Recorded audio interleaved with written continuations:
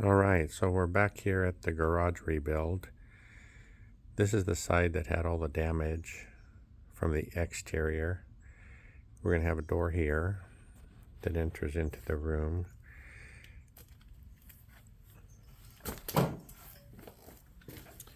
We've gotten all of our wiring in place for outlets, framed in for windows.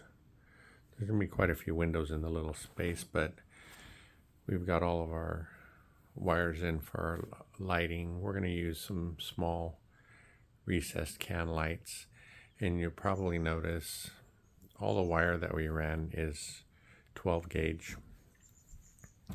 Typically for lighting circuits you could use 14 gauge, which comes in a white color, but the building already had 12 gauge wire running to it, and so I thought it would be best to keep the same gauge wire throughout. It's a little more difficult to wire the lights with a thicker wire, but we can do it. We have this little area in here is going to be the bathroom. We're getting rid of that old window. That'll be covered up. There's a new window framed in there.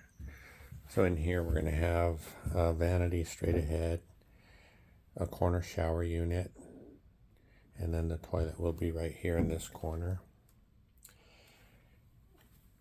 We did install a vent fan, and this little room is only going to be a craft room, or it started out as a craft room, but has turned into something a little bit bigger.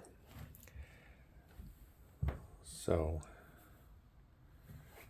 that's where we are right now. I did just pick up some insulation, so we're going to start insulating these walls, and then later on we'll start doing our rough plumbing for this bathroom, and we'll keep you posted on how it comes out.